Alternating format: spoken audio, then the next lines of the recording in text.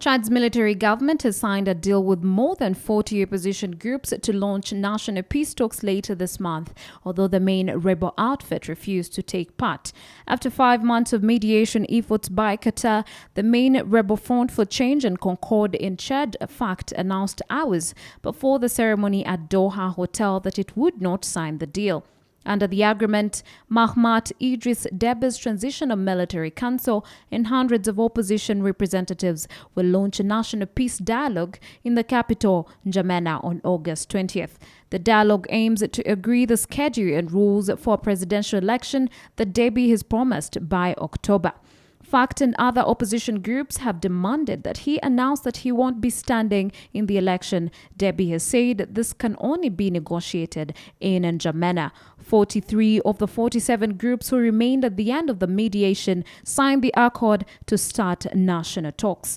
The UN Secretary General Antonio Guterres and the African Union urged the junta and the opposition to seize the latest opportunity to stabilize a country considered key to international efforts to stamp out Islamic extremists in the Sahel region.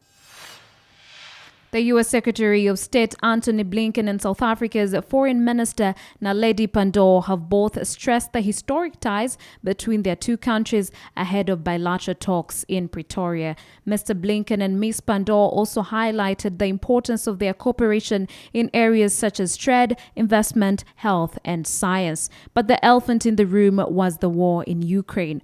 Relations between the two countries have been strained by their differing positions on Russia's invasion of Ukraine. South Africa has remained neutral in the Ukraine war, refusing to join Western calls to condemn Moscow.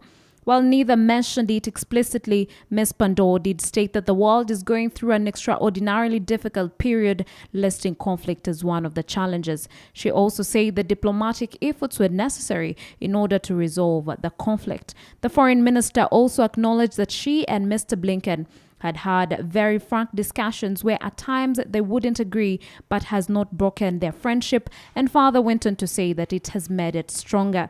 Mr. Blinken said he was grateful to Ms. Pandor for helping him to look at things in a different way and called for their current position and ongoing conversation. He is set to announce a new U.S. strategy for Africa later on Monday as the U.S. tries to counter the influence of China and Russia on the continent.